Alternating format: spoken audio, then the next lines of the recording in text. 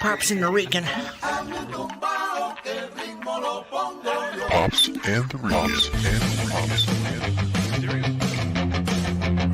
Look at this, Pops.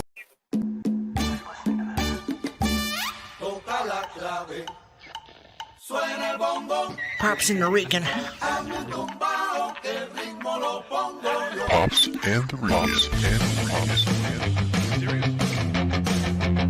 Look at this, Pops and the Rican.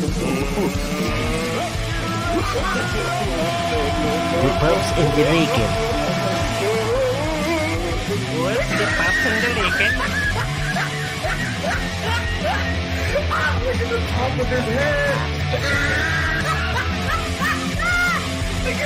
Pops and the Rican.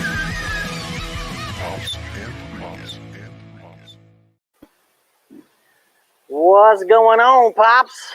Oh, Look at you, bro. I thought the intro was going to play a little bit longer.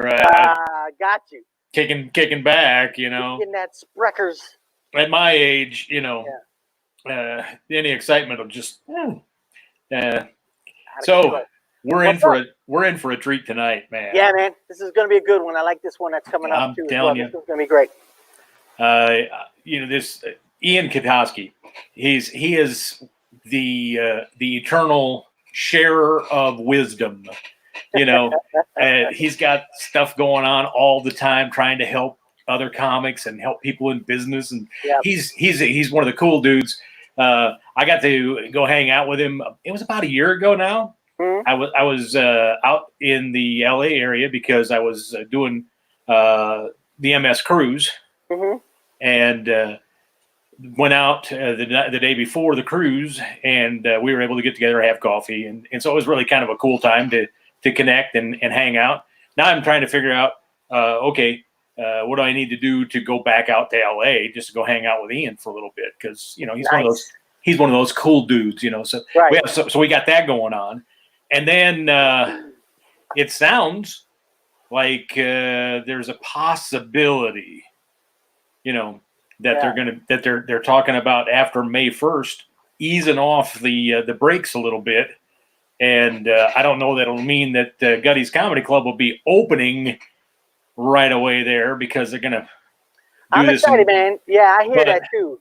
But just the light at the end of the tunnel. Yeah. I'm like, okay. Yeah, exactly. We're getting close. You know. We're chomping, bro. So now I'm gonna be.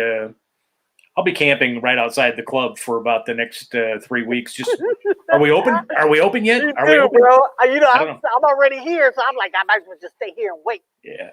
Y'all need to hurry up and get in. No, it's gonna be great, man. I'm hoping that as soon as they lift that thing, bro. Ooh, man, I can't wait, man, to get back on that and keep things going. So I'm glad about Ian coming through too as well. This is so cool that we got him on finally on the show, and I'm stoked about it too. So before we do that too as well, we want to let everybody know, thank you so much for donating to Gutty's Comedy Club and giving us the opportunity to be able to keep that lights on. Obviously, you can see, we appreciate you, we love you, and we thank you so much for your support. We can't do this without you guys, and that's why I love Gutty's, because it's all about the community, it's all about the people, and we appreciate you guys so much. So Dennis and I just want to give you thanks again, giving everybody a heads up that you can download our mobile app too as well. Gutty's Comedy Club app is available online. You can go online, you can check it out, Google Play, you can go to App Store, download it. You can view the shows that are coming up too as well. You can also see all the upcoming events and just basically all the reports that are happening here at Gutty's. You can do that. You can also see the recent quarantine comedy that we've been able to throw together here at Gutty's. Just right before it started getting crazy, we wanted to throw in a couple stand-up shots from our guys that are here local. And so we thank them for that, coming out and helping us out with that. But also just to give you a little bit of some comedy out there while we're waiting on this thing to go through. So thank you so much for being safe. Thank you so much for connecting. Thank you so much for jumping online and checking us out, and also checking us out here live too as well. So without further ado, I want to jump in. Are you ready? Oh, you know, I'm ready, because I got nothing else to do. I can't go anywhere. The cops are sitting right out there waiting. They're watching you, bro. You gotta watch it.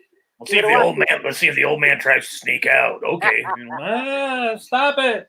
So, all right, let's get him on. You ready for this? hey, I'm telling you, you guys are in for a treat.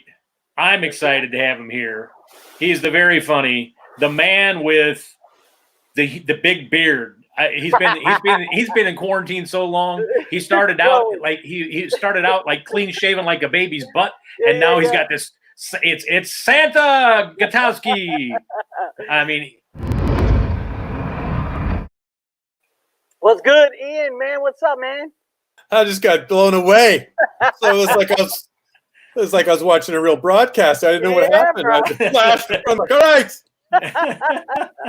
What's good, man? It's good to meet you. Finally get you on, bro, and connect with you, man. Yeah, How you doing? I think we've all spent time at least on the phone. We've never me and DT we hung out, but me and you, Rivera. Yeah, bro, it's been great. Why don't you go ahead and tell us a little bit about what you're doing online too, as well, what you're providing through your Facebook group and what you're doing right now, just to give you a little taste of why we know back and why we how you know me. Yeah. Well, see, how it came to be. Yeah. How it all started, man, for Ian.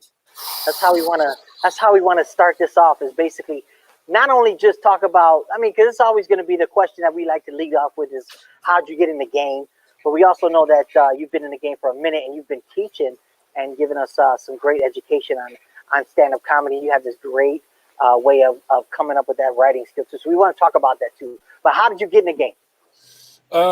Well, into the game of getting into like the teaching and stuff was after 15 years of touring. I was kind of done, man. I was just burnt. And so I was like, well, I got all this knowledge in my head. I didn't know what the heck I was going to do with my life from that point on. So I had a buddy who knows how to set up all this stuff. I was never technical savvy, and I'm like, I need to learn it. It's important. I know it's important now. So he helped put all this together, and I started how to be a comedian. And, I started making videos, and I started going to courses and learning how to do all this internet stuff, and I got enthralled by it. And I was like, and then like the doors kind of open up after a while, and you get all these people coming in, and you start to hang out and learn about and you become buddies with people. It's been a trip, man. It's been a really interesting experience using like this kind of stuff, the lives, which is what I do more out of laziness, but also to push numbers. But it's one of those things where you're like, oh, this is really cool. Like this is worth this is really worth the time invested. Even if you've got to spend years, learning it and building it, it's worth it. The space is there right now for people, Right. I'm the big proponent. I'm the old man pushing like YouTube and get your stuff going. Like have a presence, man. Get your presence out there because it matters right now, And it's not. Is it going, more towards that or less towards that? Well, a lot more towards that. So I was like, I started to. One of my big things too is always trying to shove business into comedians' face, which they hate. Right. Not all of us. Not all of us. Tully's not. It's those young punks that are coming in going, I just want to get up and tell some jokes. Come on, I'm an artist, man. I don't care about the money. I'm like, you do a little bit. Trust me. You care. You care. You're just saying that to be cool. So Ian's been at this. He was doing some comedy back in another century. That's how old he is. And but Ian, let's talk just a little bit about you started. Is it How to Be a Comedian? Is that the name of the page on Facebook? How to Be a Comedian? How to Be a Comedian on Facebook and on YouTube. There. Yeah, How to Be a Comedian. I put it all there. I put it all out there. So basically, he's kind of stepped up to say, hey, I'm going to give away some knowledge. Mm-hmm. It's stuff that people might have had to pay to. For a book or whatever. He sits down and just kind of says, "Hey, this is something I learned," and that's kind of how we first connected. But then we got to see each other in LA, and that was a lot of fun. Right. So, Ian, tell me a little bit about. Go back to that last century. What was it that got you the comedy bug in the first place? What got you into comedy? So. I was an insanely shy child. Like I couldn't go, like I was in grade 3 or 4. I couldn't even raise my hand to go to the bathroom. I would sit there and just go for it. I'm like, you know what? This is easier to do than altercation with another human being. And it was a really weird time in my life. And then my father was like a gypsy businessman. We're always on the move. So I was like going from school to school, and my dad kind of hit it. We got this one of those big old satellite dishes. Oh yeah. We're D4. Yeah. What do you got? G3. Right. That was a whole different thing shooting stuff. But anyways, I started watching the Montreal Comedy Festival, and I would just geek out. I would laugh, and then because I was sick of being lonely and wetting myself, I'm like, I got to get out there in this world a little bit if people are actually going to, talk with me, or if I need friends. So I would memorize them and take them to the sandbox, man. Take them to the marble pit, and off I went. And that kind of built some incentive for me to, kind of keep moving in. Always had a silly sense of humor and a very, very, very dark sense of humor. So, like I was very open, obviously, I'm like my parents and family, but outside of that. So then once I had some jobs where I was making a lot of money and I wasn't happy, I'm like, I got to go do what I want to do, So then 25 years old, I hopped in. And off I went, man. Off I went. Never looked back. Never looked back, man. It's a lot different when you have to create a community, right? So when you're starting off creating a community, what did you have to do to create that? Because I know that you're on Facebook, you're on YouTube, and so you got all this stuff going on. But to create that community is totally different. As if if you're in a career you're being a comedian, and you want to build that too as well. Is it the same to have to build that up now that we have the platform as YouTube and Facebook?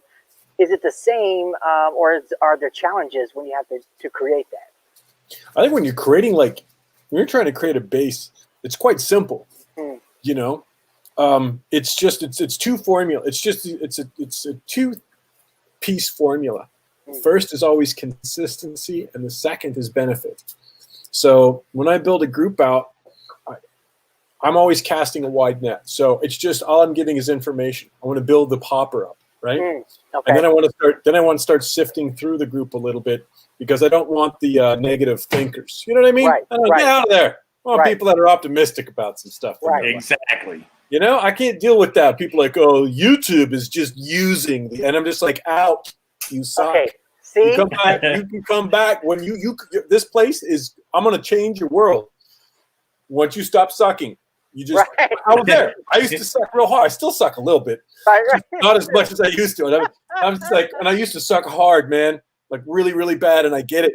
But you gotta work through some stuff until you get all through that negative energy and realize that does nothing for your existence while you're on this planet. Then you can hop in here and you're gonna have some really great information. Because I don't just teach, I go in depth. That's my thing, is I'm trying to rattle your brain a little bit. That's it. And I'm trying to get you to think a different way. I'm not just, anybody can teach the basics. You know what I mean? That's what people do. And some people charge a lot of money for the basics. And I'm like, look, man, what you're going to get from me is next level. That's what's up.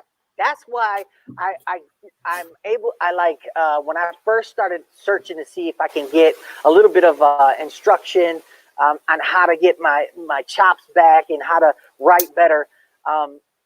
When I stumbled on it, actually, I was doing a search online and I saw how to be a comedian. I was like, okay, this was real compared to the other stuff that I was looking at. This was more real to me because it's very personal and it was very in your face type of no BS. I just want to get this right. And you came with this approach that was so clear that I was like, okay, I need to follow him, not just because he's got great content. It's just everything that you were talking about was right. It's at least for me. And I was able to go, okay, I could take what you got, get this right, get it down, and start writing stuff. And what got me was being able to overcome writer's block. That was huge, man. To be able to get your skills and your writing tips on how to break that writer's block is huge. It's a huge thing. That's why I recommend that to every single comic. If you're watching this, go online, follow Ian, and get his material because he'll break it down. He'll make it so clear. And also, you do live broadcasts too as well. And so, tons. Exactly. Love them. And when you break down, right? When you break down and you able to chop up a joke, and the way that's done, I'm like, if we can pick that up and create, I'm trying to tell, I'm everywhere right now, but Like I'm trying to tell. Well, I think are you talking about like, so the big difference with me and my writing is just like, it's the creative's brain, right? And what I try to do with the creative is I'm like, look, there's another side, there's another hemisphere of your brain that you don't use. Okay. If you start to learn how to use that side of your brain, it is the best thing you can do for yourself. That's what I'm talking about. You know what I mean? It's like, get into that other side, because that's going to help you like to think of things more mathematically. Right. Like the thing that, like, I'm like, look, I'm about to bore you right now, but the stuff I'm going to tell you is going to be transformational, and it's how you break down these sentences. And this is what you're looking for. And you're looking for adverbs and verbs and stuff, and you're trying to break these out, and you're looking at it differently. And it requires a new, you know, I gotta like slap you in the head. And if you guys know me, where I get pretty rough at times, you know, depending on my mood. But come on, man. That's what I'm saying. This is the game. Right. Now, I will say this. In the game, you got to work the game. You got to work hard. Exactly. I will say this. Long before the quarantine came, Ian was online doing this kind of stuff. Yep. And so now he's doing live things almost every day. I don't think he even realizes the rest of the world has been put in timeout. And because he's just right there in front of his computer going, hey, let's have some more fun. Let's talk about comedy. Let's talk about business. Let's talk about you getting better, and let's talk about you being positive. Right. And that's pretty much Ian's life, I think, you know. So. Well, it's a lot of Marcus Aurelius type of quotes that I try to like instill in myself. I'm like, I would love to be that man, but like for a lot of me is like, you know, when the world's hurting or whatever, it's just like, if you can be the guy that gets out there, can still make people smile and laugh, like what you guys do and everything. I'm like, that's the thing that I think is our calling, is to like, you know, it's not to sit and do this whole like, hey, and I'm like, no, man, hey, look, let's take our mile. Let's keep moving. Doing that ain't helping anybody. Like all the celebrities, like, is it you wanna just hug each other? Now's the time to hold each other. I'm like, no, now's the time to get your butt to work. That's the time. You know, you guys know that's what I talk about a lot right now. I'm just like, hey, keep in the mode, because I know that my discipline has fallen hard because everything got jolted. Everything took a hard left in all our lives. Yeah. And then it's just been a creep and a crawl. And I'm just like, with everything inside of me getting back to where I was before this all went down, and my discipline, that my day that I want.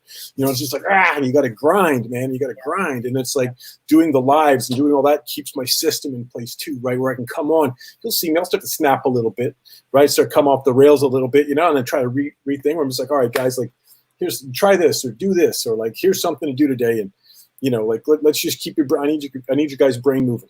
You know, because if it's like a pond, man, everything flows. You know, you keep that pond, everything gets still, all that algae and stuff just grows all over that pond. That's not what you want. You got to flow, baby. You got to flow. That's right. That is right.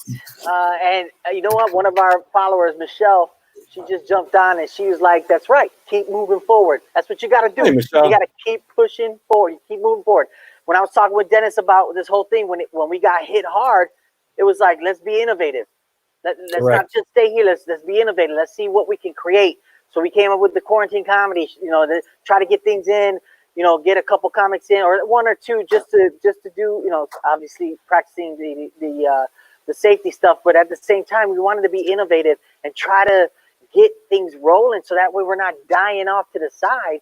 And so then we were like, well, let's create Pops and the Rican and go live Gutties TV and put everything on Gutties TV, so that way it's available. So taking every aspect of what we got for technology and make something, so that way we're not just sitting stagnant.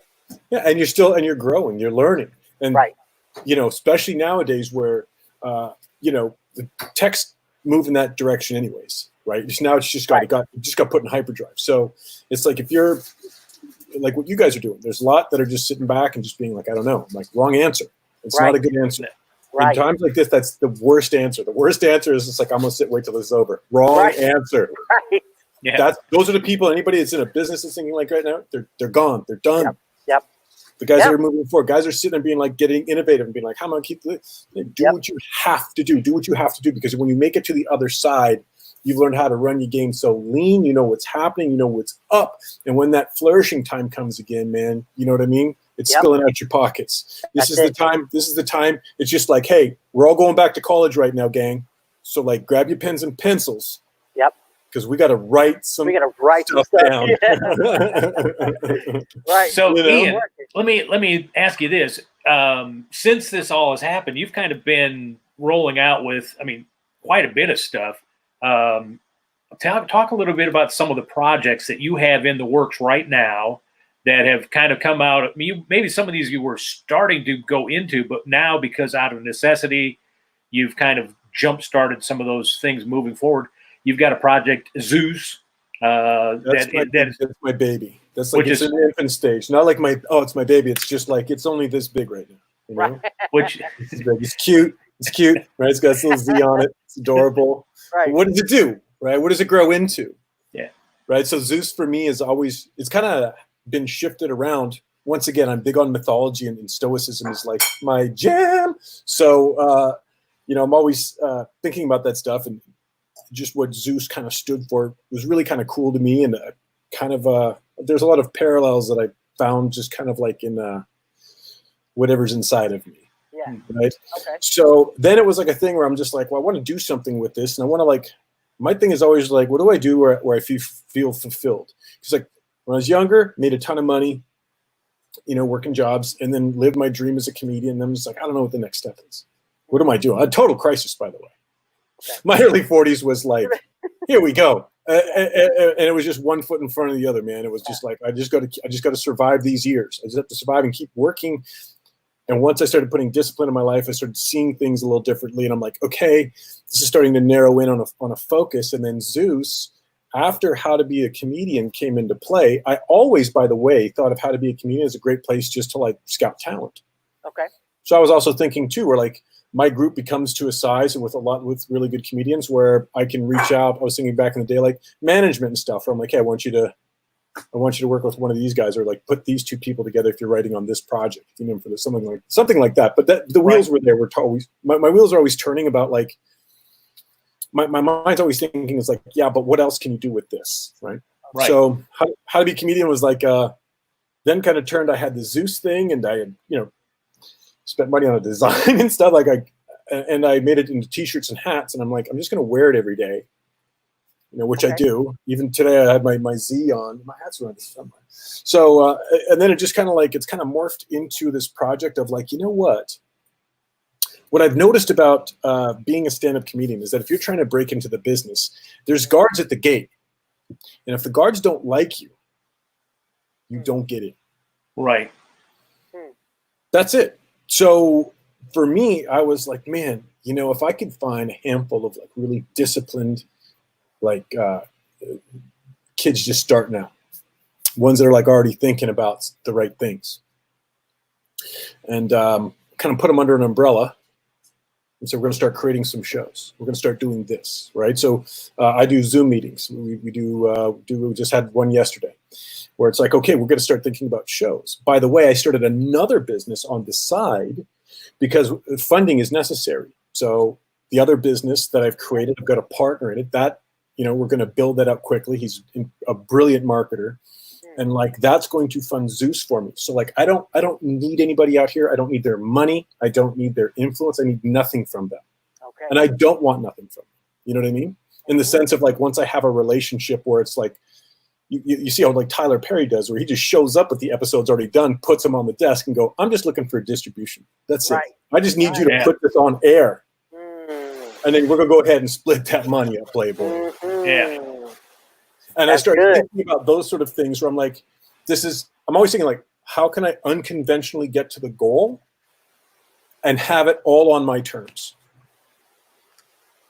Like I'm like a big dude on that, where I'm just that's what's up. Okay. I have my own mind, and I like to run after the goal line of myself. I've always, even when I was a kid, my aunt was like train people to swim, and she's like, I'm gonna teach you how to swim. I got locked in my room the afternoon because I was like, no, I'll go learn by myself. I've always wanted to touch the fire, man. That's a dumb idea, Ian. I'm like, that's why I'm doing it, bro. But that's I gotta see for myself. That's what I'm saying, man. It's like, that's why it's the thinking that's different. That's why when I saw you online and I was following you, and I was like, this dude's thinking different. And that's what I like, is to be able to, you have to think differently. That's why when I was talking with Dennis, I was like, look, let's launch an app. Let's just launch an app and see what's up.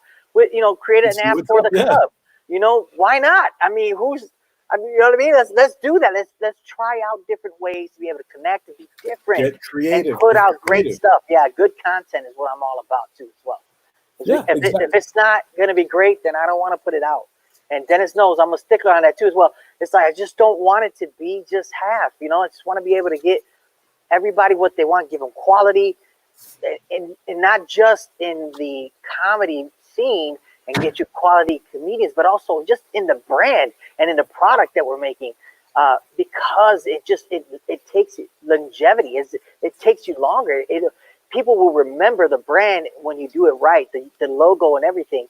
If you do it right and get it in front of them, I mean, come on. When you first started, when you're 1-2 years old, you're already thinking McDonald's because they're so good at branding, and so it's like it's the same way. Thinking of ways to be able to put your material content out there and make sure that your brand is out there is so important because then everybody will remember you. It's the only thing right now, branding. This is what we've come to.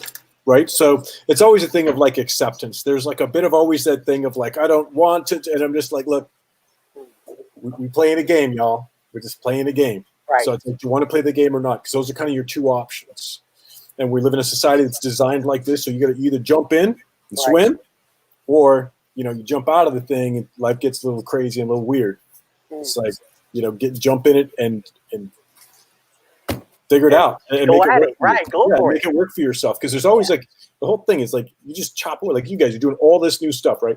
You keep doing and chopping away at that, and you just don't stop. I did a video about what's my favorite story is the tortoise and the hare. Hare's a complete athlete, right? Total package. You want something running a race, that's the thing.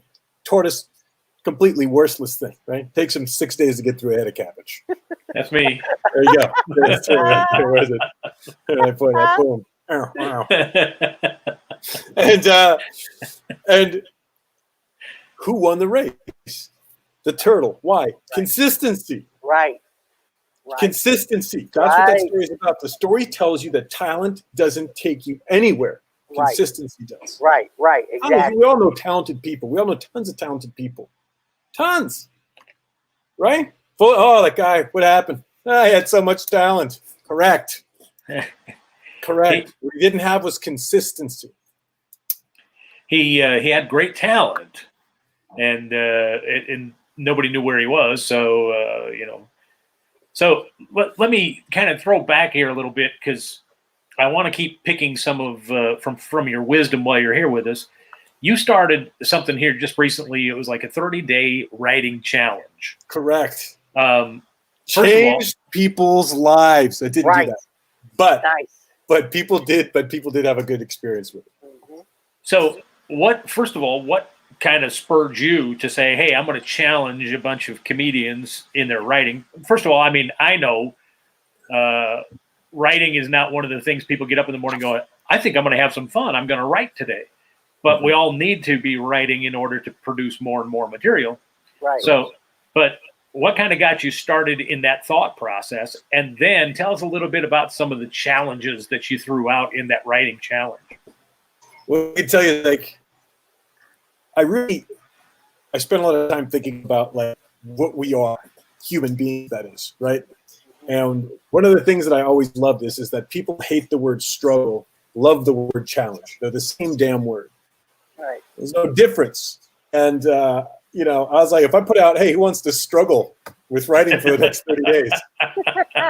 I get this. I feel like, all right, Gutoskie, like we always knew he's in the other field, but now he's gone off the rockers. But, challenge, that's what we look in. And that's where we always lose the concept of life is that life's so hard right now. Good. Challenge. Good. You're exactly where you need to be. You're being challenged. Yeah. So that's always my thing. And then,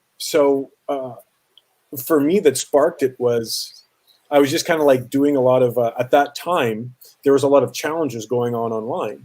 And I did some research and there's a lot of science, a lot of marketing science behind all of it. So I'm like, oh, hey, cool. And I'm like, so when I started that thing, there was no syllabus. I had nothing in place. I just got like a quick thing in my head and I'm like, hey, I reached out to the group and I go, hey, who wants to do a 30-day challenge? And the board lit up, right? And it got real quick engagement really fast. So I'm like, always writing.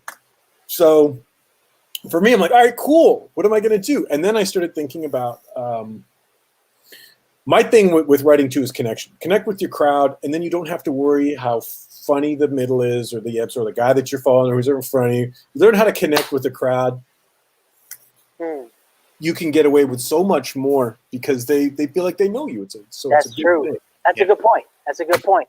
I mean, since we work in the field of clean comedy, we've noticed that our crowds that come in, they're expecting it to be, that clean comedy because that's what we're promoting, that's what we push, and that's what they come to see. And so the thing about that is that we try to teach the other comics and let them know, hey, if you win over the crowd, there's some things that they'll just go ahead and be like, okay, that wasn't funny, but they want you to win. They're supporting you. They want you to win. They want, okay, give me another one and see if I can, if you're going to share that with me, and if I can, add that that connection with you, that'd be great. So it's connecting and winning them over.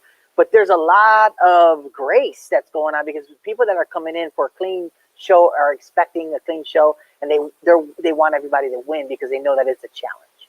And so I've noticed that with the crowds here that come, or when they come through, it's like, okay, there are some jokes that didn't land, and it's like, okay, but yet they were waiting to see, okay, give me something else. I want you to win. I want to laugh with you. I want to connect. So it's really cool to see that support. So you're right about that. It's so important to connect. Oh, it's for me, that's always it's always my big trick in comedy. I wrote loose. The way I always talk about in-out points from have your show great, make sure you can get out of the joke, and then have fun in between. And if you can do that, I've had shows where I've gone up and I'm like, I'm just not doing my set tonight. I'm headline. I got to do an hour, and I put myself on the spot. I don't care what you talk about, but you got to do it for an hour. Wow, that's good, man. Jump into, and just. I had once in a little bar, man. It was like one of my very few standing ovations in my career came when I just went off script. And it was, and you know what the funny thing is, in that moment, I understood something different. I'm like, that's Ian in the living room. That's what I've been fighting to get on stage. But it's like some miraculous thing where it's like, I can't keep recreating that every night. But that's my own brain saying that I can't. But I should have explored that a lot more. You know what I mean? Because I was always one too. The other thing that I like about stand-up is, and the one thing that I like to do is I like to nudge people a little bit. Like if I know the whole crowd leans one way thought process, why like their ideology, right? You're gonna go to certain towns, certain places, right? I'll play along, and then I just want to give them a soft check into the boards. If you guys are just a soft one. And I just go the other way, and I go, huh? And I'm like, okay, where are we? Yeah. Where are we? I really like the I don't know. For me, I like the movement of it, right? I think we all like that part of it because it's like everything lands at a different time. Everything, rhythm, this thing goes to a 10, and then you know what I mean. It's not like a song where everybody can't wait to get to the chorus of whatever jam you're listening to. Yeah, sometimes your chorus doesn't hit. Nobody wants to sing with you, and you're like, wow. The show before this had crushed. Yeah. I think there's something that we really instinctively like about that. That's what still, because, well, that's the element that makes it exciting.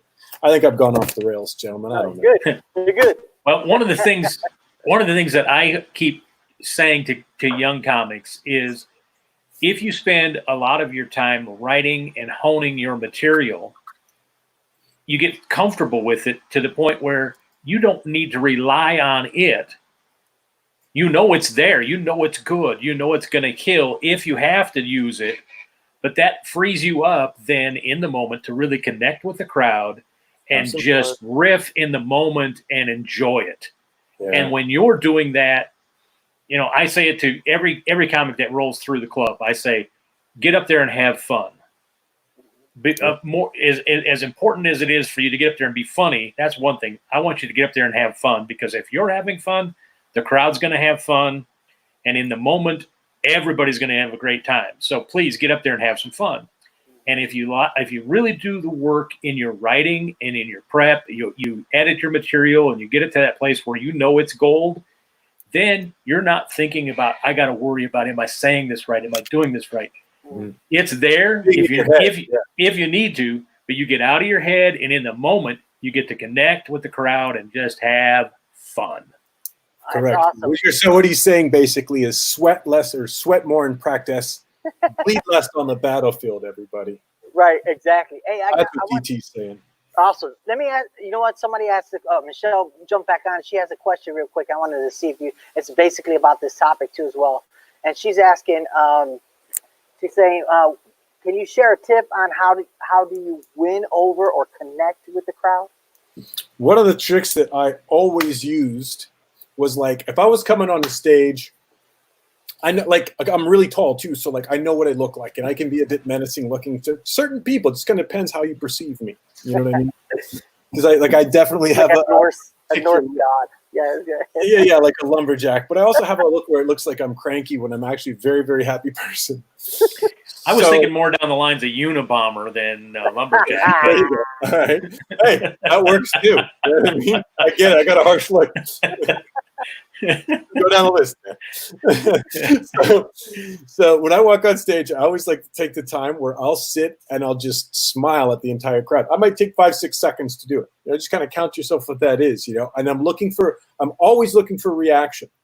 Like when my first few minutes on stage are nothing more about reaction time or not reaction time, but my reaction with the crowd, because I'm deciphering how I can tell them how good this crowd's going to be. Because if I can make that connection really quick, I'll always like to go up and I'll fist bump the dude up front. I'm like, "What's your name?" He go, "Frank." I'm like, "I don't like that name. I'll call you Mike. Big Mike, how's your night?"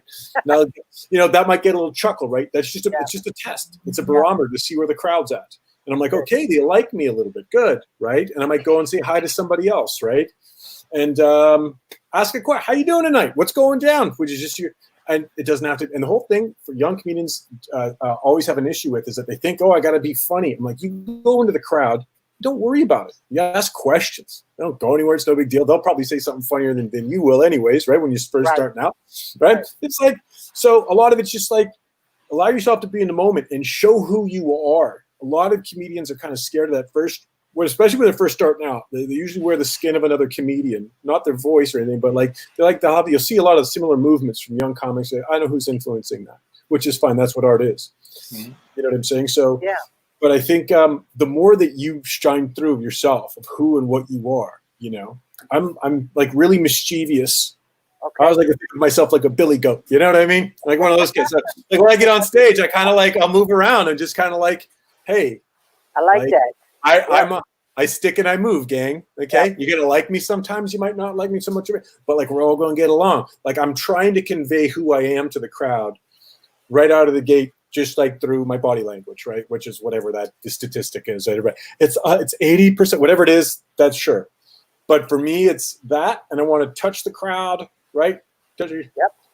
Talk to them a little bit. Just could be a sentence or two. I don't care if they say anything. I don't even say if I say anything funny back.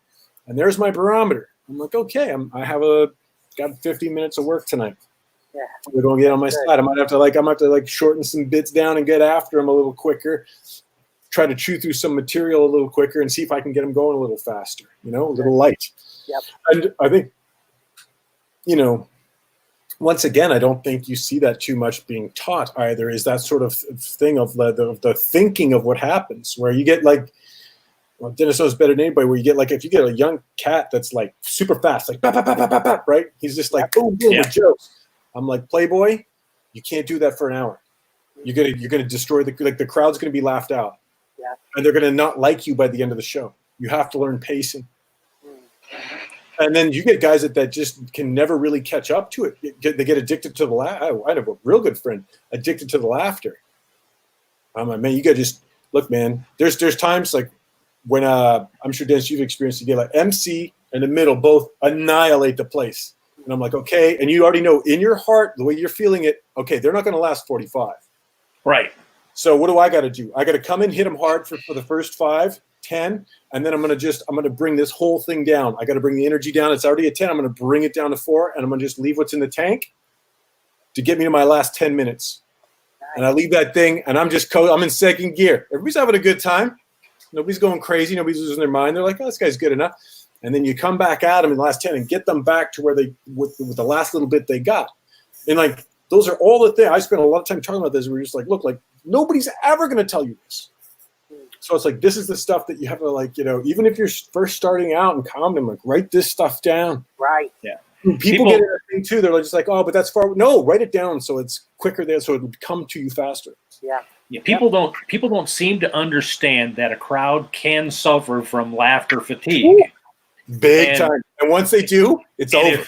It's over. If all you have is that rapid fire, I'm going to make you laugh, I'm going to use all this fuel up now, then you got to be able to walk out there and you have to be comfortable with some silence. You have to be comfortable with a little bit of sauntering through instead of running through. You just have to pace things.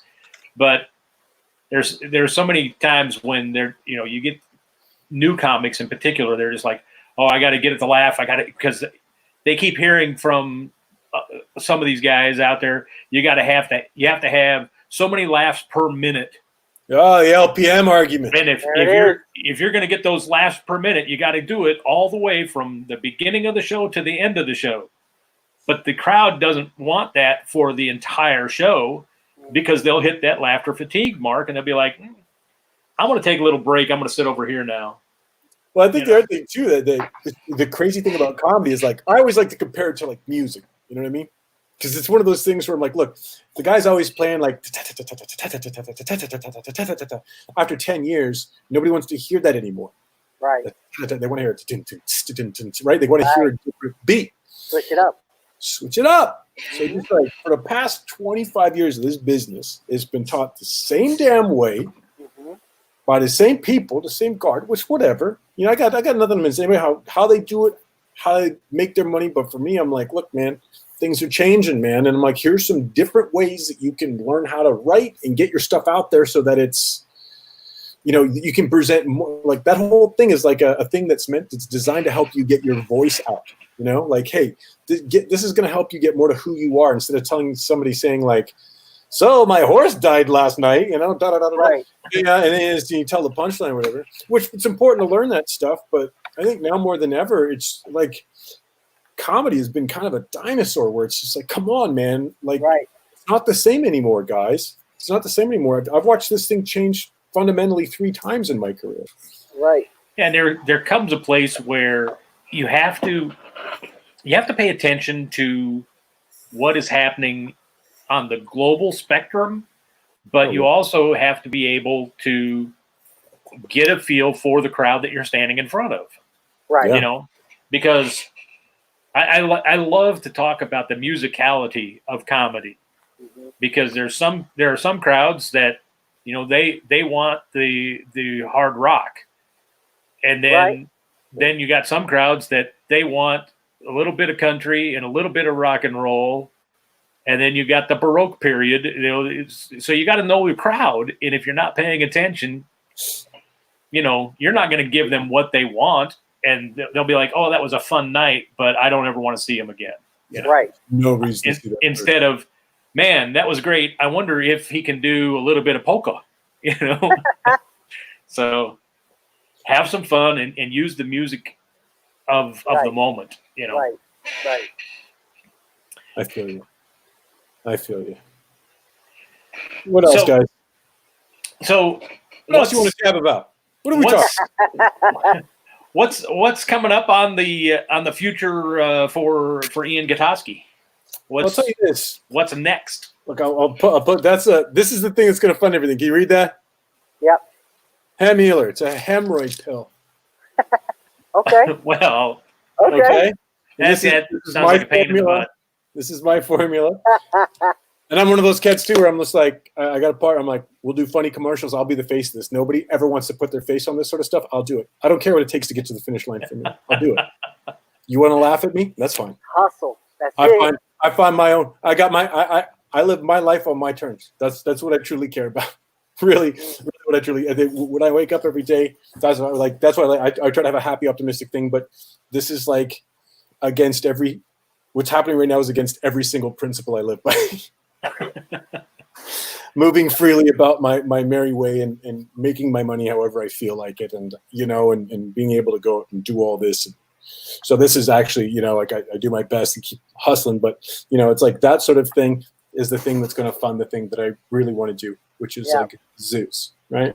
So it's about getting this thing off the ground and going through the struggles of that business while, still trying to get meetings in place and start to write shows and start, and like my meetings are like the first one. It's like a business meeting, when I have those meetings with the people from Zeus, where it's like, hey,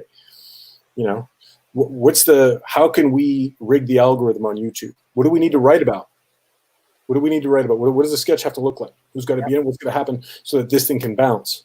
Right. So if I put $100 behind it, if I can get this boulder down the hill a little bit and let it run, it needs to be able to pick up steam, right? Because that's like a nice thing especially about. Oh man, you guys get me into. I start going off in tangents. Go ahead, man. It's all good. But like YouTube, that's the same thing. We're just like, look, I get 60,000 impressions a month for free. Ain't nobody charging me a dime for these things. Are you kidding me? Like that, the power of that is unbelievable right now. Right. Do you know what I'm saying? So like, I hope, and that's why I'm doing like a business class on how to be a comedian coming up. I'm going to do it the next week here. I'm just going to do it. That's the other side of it, man. That comics need to jump on, man. They need to know the other side of not just writing comedy, getting your set ready, but also the business side of it. How to prepare yourself, how to get ready to do the business side of what comedy is all about. It's where the money is. Like that's the thing, and I wish comics could be a little more honest. I spend a lot of time with young people. I'm like, all right, like, what do you want to do? And they always give me like, well, I just want this. I'm like, you're lying to me. What do you want? Tell us, old man, what you really want, because that's what I want to hear. I want to hear what you really want. The thing that you're embarrassed to tell everybody about. What do you want, man? Right. You want around 5 private jet and stuff, whatever. I don't care what your dreams are. Those are your dreams. Hopefully they fulfill you. Maybe they won't. Maybe they will. I don't know. Right. But like, what are they? I always love it. Okay, you need a business plan for that. Right. I always love it when these young comics, they're like, I'm not doing this for the money. I'm like, so you enjoy that working the fry machine at McDonald's? Okay, that's fun, Yeah. But I mean, but I get a little quick. Working for free as a comedian, it gets real fast. Figure out how you're going to make the money and have the business plan ready to move forward, so you can actually pay your bills and you can bring other people along and have some fun along the way. Teach them the skills needed to I had really good mentors in comedy, and I think it's really important, and I see like there's such a huge failure rate in comedy, and I'm like, a lot of it is due to the malevolence that is buried deep inside of 89% of comedians. Very dark people, very jealous, very a lot of bad characteristics that really need to be worked out. And one of those things, and that's like, and it really does take. I find it really sad that business people get slammed all the time, and I'm like, no, those are some of the most positive, hardworking. Like, it takes, sometimes you have to work 5 years being broke for 5 years before it pays off. 5 years. Preach, bro. That's so true. Do you know what I'm saying? And I'm like, these people get villainized when most people are watching 40, 50 hours of television a week. Mm-hmm. Please, you don't have that right. None of us do. You know? Yeah. Right. And for me, and it's just like, that's always the thing I'm pushing. I'm like, look, man, turn on any television, any TV show. Who's always the villain? It's always the businessman. Businessman's always stealing from. Meanwhile, all these knuckleheads, worth more than a lot of those businesses, living in these hills right behind me here, preaching about what? Give it all up and come live beside me. But the bigger point is, and so it becomes poison to the creative. Having a business sense becomes a poison because it's pushed on you from all sides. It's bad. You're a bad person. You're taking advantage. You're stealing from people. My iPhone, whatever it costs, $1,200. Makes my life infinitely better. I'll gladly give Jobs and his family, whoever's still alive, the $1,200. Right. Would I like it made in this country? Damn right I would. Right. Would I pay a little bit more? I don't know. We have to see. We got to be honest with ourselves.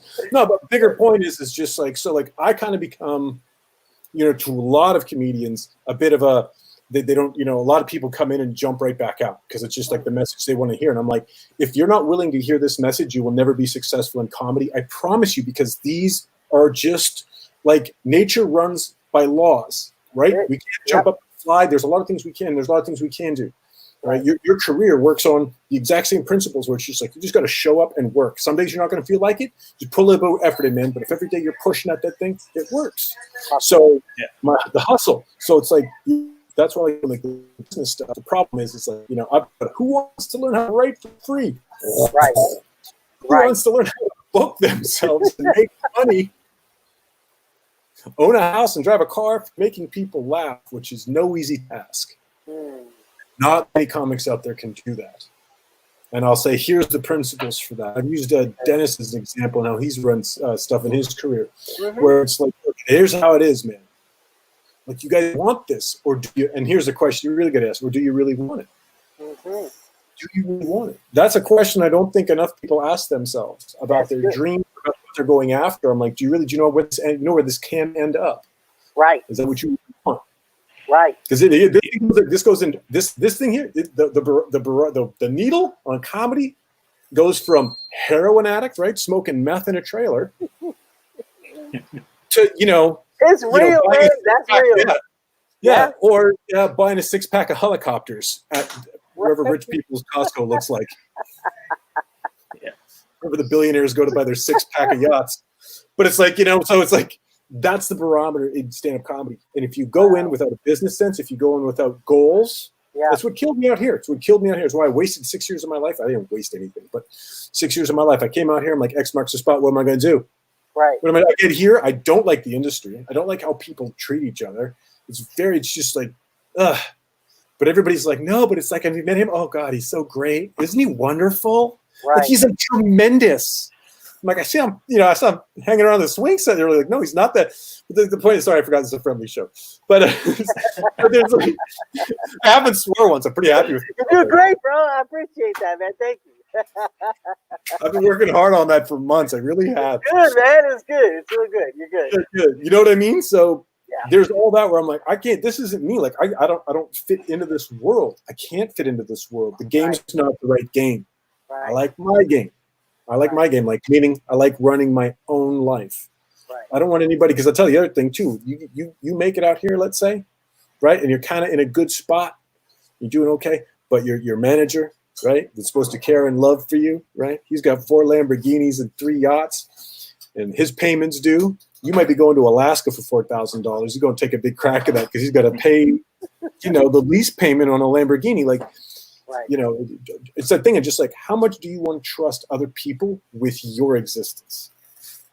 How much trust do you want to put into another human being, right? To say, please tell me what to do with my existence. Yeah.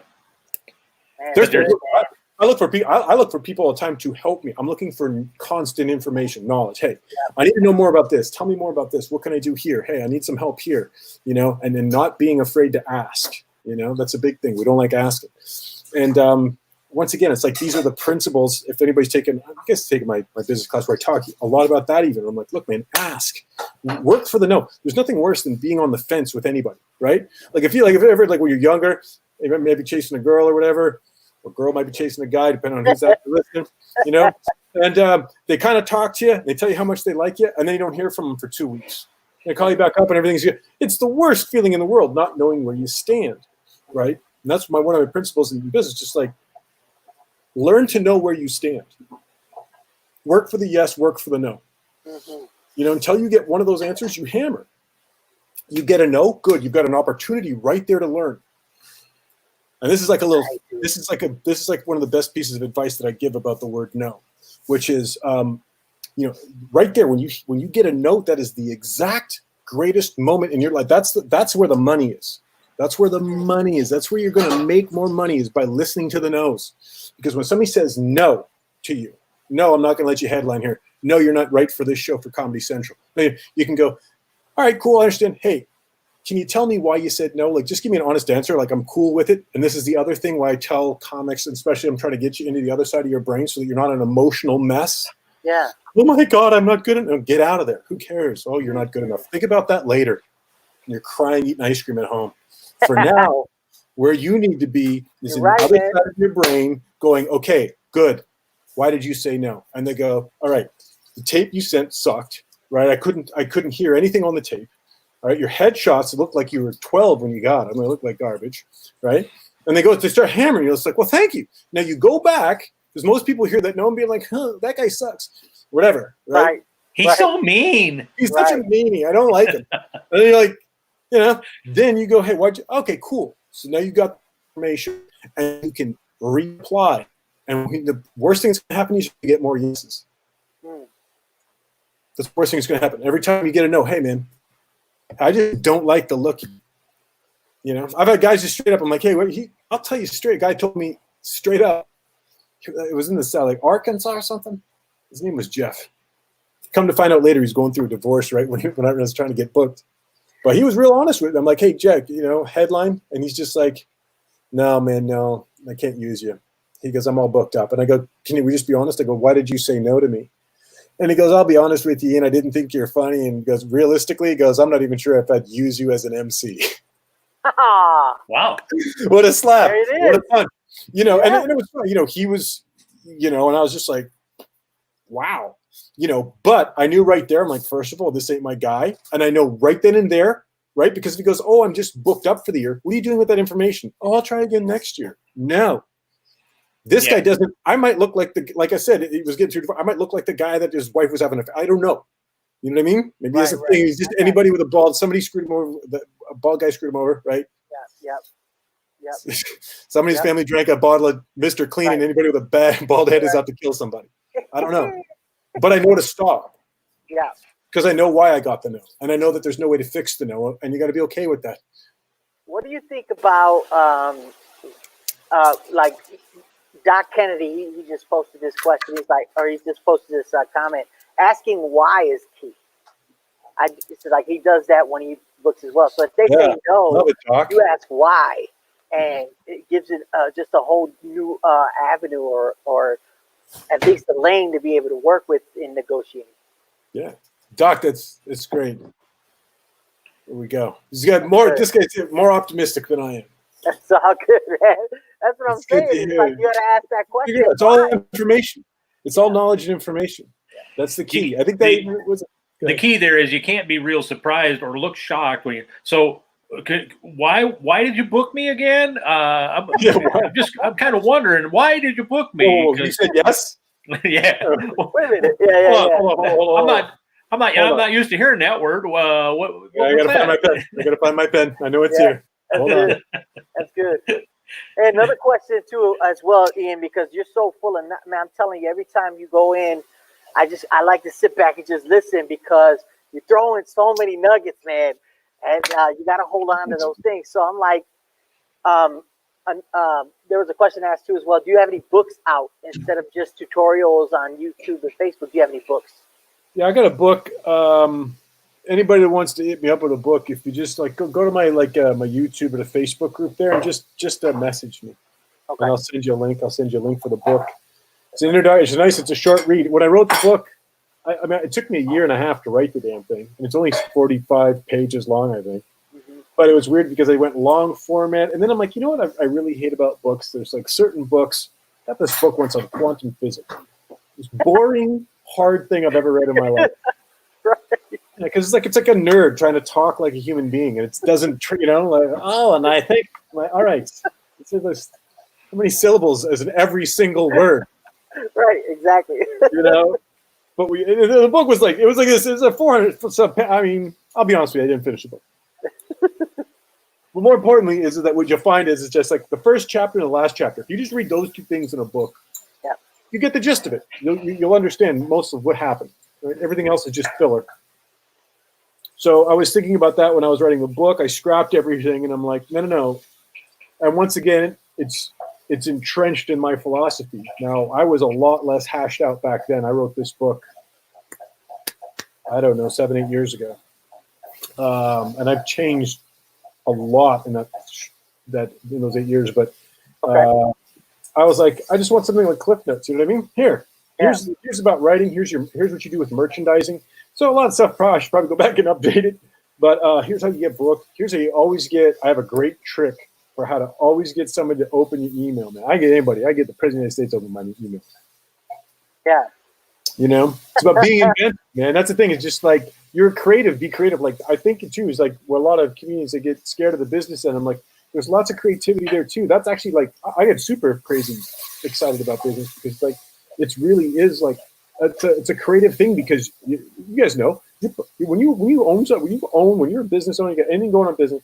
Yeah. The only thing you're doing is walking around with buckets all day putting out fires. That's your job.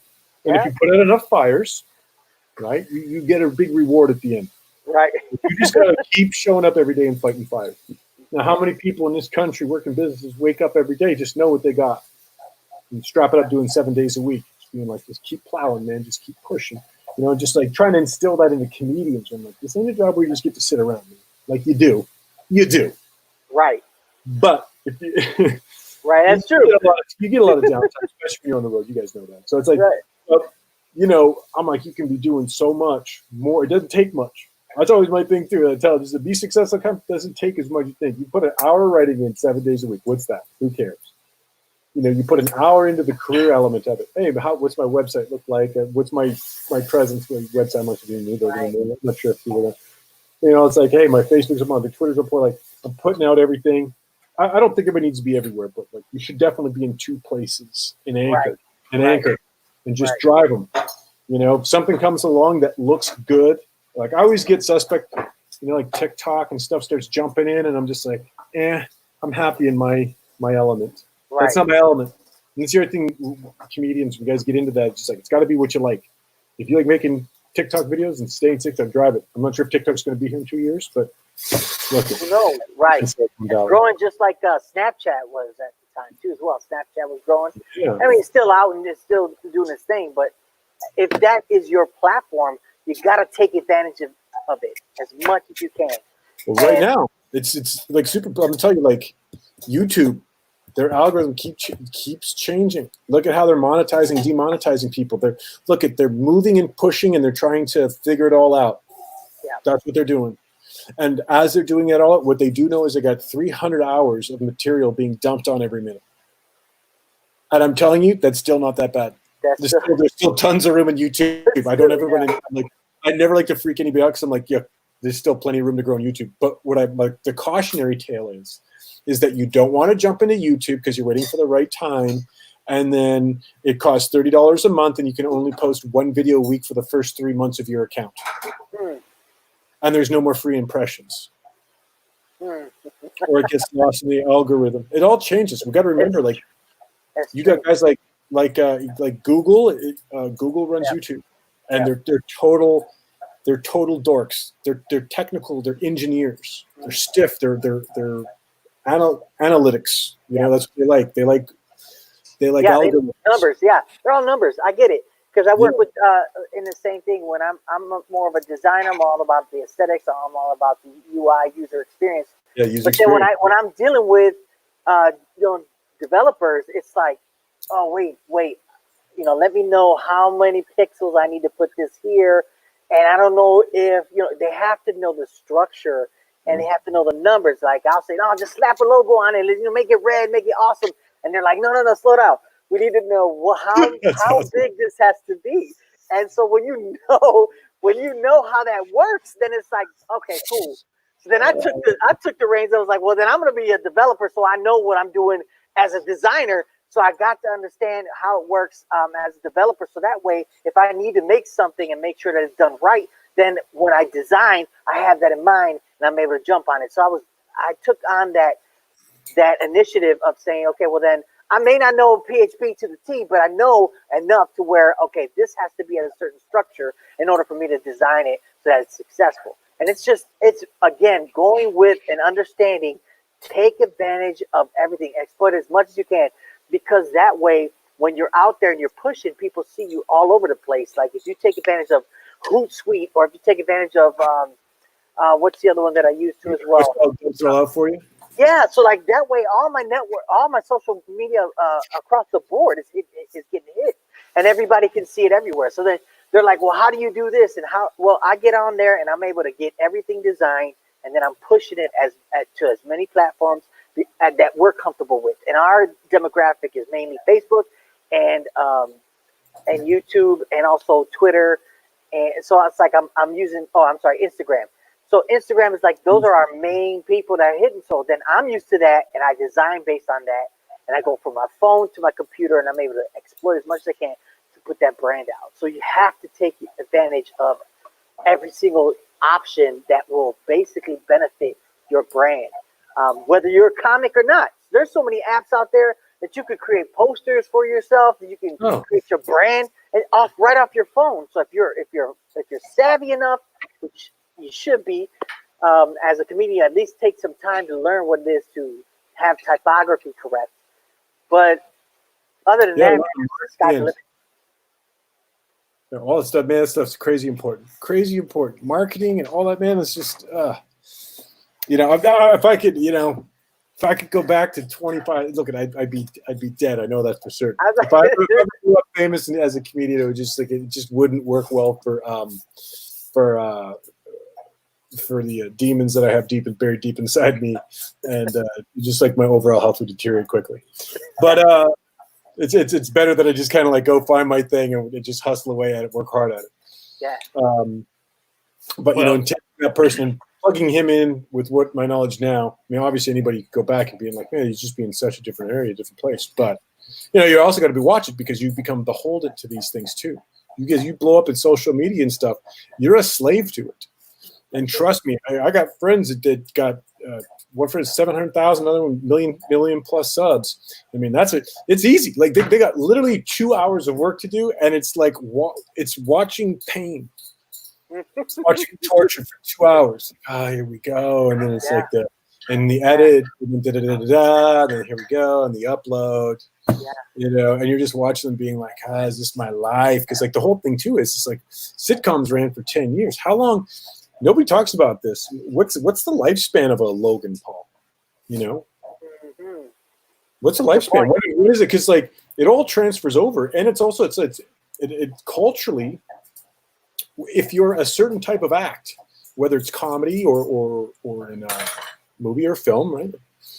Is that if it is speaks of that generation? So a guy like Aziz Ansari is always talking about Twitter, or whatever. 45 minutes on Twitter, right?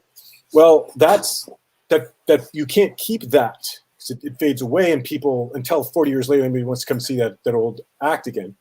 But it fades out of sight.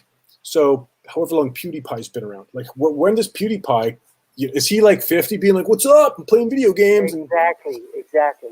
How much? Yeah, exactly. Well, but that's the thing. It's just like, how does that last? And what does that transition into? Yeah, I think about that. I think about these things a lot of like, where does it end up? Right, because you got to at least look at the longevity. I mean, how far can we keep this going? I mean, looking at the club, thinking about the club, how far can we keep this? Like, how long can we keep this going? What is it going to take to keep it fresh and always innovate, always relevant? And it's like you have to reinvent yourself every single time, so that way you can go to the next level. Yeah, it takes a lot. So I'm really interested to see, because there's always that element to me. Is just like there's going to be somebody that can sit and just sitting there crying like, what's up? Just watching my grandpa's old YouTube channel. Really miss him. You could be watching Grandpa when he was 27 and in high def. That's so. That's coming. That's coming someday. That's true. I mean, You're right. And like you can sit and like he's sitting in your living room, and you're both the same damn age. The man's been dead for 10 years. For me, all that stuff is it's beyond interesting what the future looks like because it's already done messed us up. It's hard to come back from it. To pull away from this stuff is some of the hardest things to do, and it saturates you it totally engulfs you and saturates you with the outside, and you have no time to reflect, because it's almost like a panic mode to be out there when you hop in social media, because everybody's a sniper, right? Anybody can be a sniper. It's like walking through the jungle in Vietnam. You don't know who's in the trees. You know what I mean? Right. You're constantly, yeah. How did a 12-year-old in Wisconsin know how that could hurt so bad? Well, let me just go ahead and say this, because at some point with one of my grandkids, and if Jake is watching this, he's like, What are you talking about, grandkids? What? I'm not I even ain't dating got somebody. no But just remember, if it wasn't for the hard work that your grandfather did back in '20, yeah. you know. No. So hey, Ian, I want to thank you for coming and hanging out with us. And the next time we have you on, I want to take and delve into a little bit of what you do and how you handle some of the difficult topics that sometimes comedians steer clear of. I mean, you do quite a bit of talking about some mental health and those types of things. And we don't have time to delve into it right now. But the next time we have you on, I want to talk a little bit about how do you deal with the difficult topics to liberate people with laughter, the way that you have done in some of the other things, some of the other emphasis that you've had in the past. But I'll tell you, I can tell you what I was, because I know what was it? It was like as soon as it started happening, I had a bit. Everybody's like, "Don't touch the whole Muslim is immigration thing." I'm like, I got this. Wrote a bit, and took it to stage, and got it to work. I'm like, I did pretty good. So, and those are the things where it's like I would love to talk, because like those are my things. That would be awesome, man. Those are the things that a lot of comics like also kind of like dig and want to know about a little bit more, being like, how do you get that stuff to work? Because it's innate in us every once in a while to go, oh. Yeah. Yep. So, but we will definitely have you back, because I know we didn't even touch the start of the iceberg, let alone what's down underneath the level. So for sure. But part 2's coming up. I'm an open book. Whatever you guys want to talk about, ever. Just gonna watch. I go off on tangents, and I end up. We're always somewhere probably didn't want to go, but hey. So stay tuned for the Ian Gutoskie part 2. Yes. I'm down. Deuces. No. So we will we'll have you back, Ian. Thanks so much for again, man. sharing your thoughts, your wisdom, and continuing to challenge comics to get better and better. Because that's how we're going to raise the standard of the craft that we like to call our habit of life. That would be the ultimate goal, man. If I could push comedy into a more positive direction at the end, like kind of like if I could just start that little domino, and one day it's like it's pushing a boulder after Indiana Jones, that type of stuff. You know what I mean? Where I get to move a culture. Yeah, man. Keep it rolling. Changing culture, baby. It's all about changing the culture. I like that. Yep. Why not? Give it a shot, right? Yeah. I don't know. Yep. All right, guys. All right, man. Thanks so much, Ian. Take care. Take care, man. You guys too. Thanks. Take care. All right, man. All right. There it is. Well, I told you. To talk about. Yeah, it's good. When we got started, I said, man, you guys, you don't even know what's about to hit you in the face, but this is Ian, and he's just a wealth of information. Fantastic guy. Yeah, he goes in every time, and I appreciate that. And so, I'm not joking. I think we will have him back on at some point, probably not tomorrow, but, we will have him back on soon because there's so many things that we didn't even touch that he has insights and experience dealing with. So, good stuff, man. We had some great interaction today. Actually, somebody had asked too as well. Let me see who it is. I think it's Drew. He wants to know when we're going to open up again. Everybody's waiting to see when we're going to open up, man. It's just going to be a while. We're still waiting to see.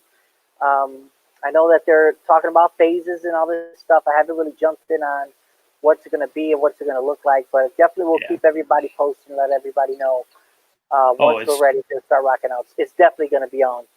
As soon as we know, trust me, we'll be putting the word out to let you guys know. But the way it sounds, phase 1, we may be able to actually have like small, like the quarantine comedy shows that we were doing. We will be able to bring some comics in to do some of that. But even then, if we get to phase 2, we might be able to do some shows with some really small crowds. But it's going to be a while before we get back to business as we had intended. But we're still we're going to still plot away. We're still trying to find stuff to bring here online so we can bring material and information and content to you there.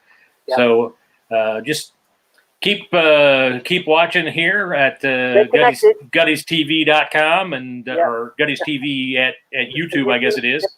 And and we will, we're going to have some fun in the middle of this crisis that everybody else is, running around in a panic. Yep. That's one of the things I love that Ian keeps saying to in his live broadcast that he does on a regular basis is, this is a great time, people. Don't be wasting this time. Be looking at what am I learning and what can I take so that once the doors open, I can hit the ground running and go full speed. So, exactly. Good stuff. So, man. Hey, and I didn't really talk much about this, but I don't think Ian really mentioned the fact that originally, Ian is from Canada. He's from up north of the border, Hey. and then at some point he wanted to get involved in the comedy scene and that, so he moved to the LA area, and now he's one of us now. But the reality is, on Wednesday night, we've got another round of the Pops and the Rican show coming up, and we got another one of those Canucks. That Leland Clausen, good buddy of mine from up in the hat of the United States, Canada, up there in the hat of the United States. Yeah. He'll be coming on to talk about some of the stuff he's got going on, not only with comedy, but some of the movies that he's in, and he's helping produce some things. And so we'll be talking about all of that on Wednesday night. So make sure you plan to join us either live or you get ready to watch it afterwards. You can jump on and watch it later. But that's this Wednesday night, 7:00 Eastern time. Check out our chat with Leland Clausen. Yes, sir. Big Hands Clausen. Big Hands. That mug's got some mitts. So we'll see who's probably going to take over the screen. La, la, la. It's all good, man. Other than that, you got anything else we need to talk about tonight? Man, I'm happy. Make sure that you download the mobile app so that way you stay connected with Gutties Comedy Club. You can also go online and help us out as well. You can go to guttiescomedyclub.com/gift. If you want to make a donation, you can actually donate to Gutties Comedy Club as well, as we are waiting patiently. But at the same time, we have to make sure that things are still going and ticking here at the club. So if you could please take a time to, I don't care what it is, you get a chance to put in $1, $10, $100, whatever it is, will definitely be a huge help to keep the doors open, and so that when we're ready to get this club back rolling, you guys will be in a part of it too as well, and we'll be able to jump on it and keep rolling like we should do. So go online, download. You can go online or download the mobile app. Google Play is available, Apple Store is available, and then you have the option to donate to Gutties Comedy Club in the settings. You can also buy merch if you want Gutties Comedy Club swag. You can do that too. I said swag, but it doesn't matter. If you want merch, you can go ahead and get merch. And you can bless us too as well. And you'll also be rocking Gutties Comedy Club gear, so we'd really appreciate that as well. So that's all I got, man. So I'm glad this was a great one. Again, the thing about Ian, man, when we ask him one question, you know you're going to get some really deep insights on this. And that's why it's a blessing for him to be out here. And I hope everybody else who's watching this stayed with us. And if you haven't checked it out, you will check it out. Great. That'll be awesome too. So I'm good, bro. Thank you so much for hanging out, bro. I think that pretty much wraps up everything. And if I'm not mistaken, I'm still Pops. Yeah, and I'm the Rican. And that makes this the Pops and the Rican show. Get it. All right. All right, man. Deuces. Deuces.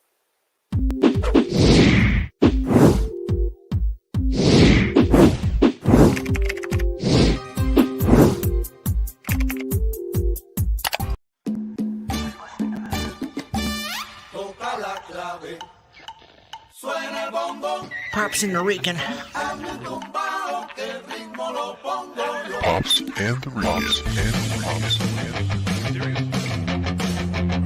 Look at this. Pops and the Rican. Pops and the Rican. What's the Pops and the Rican? Look at the top of his head. Pops and the Rican.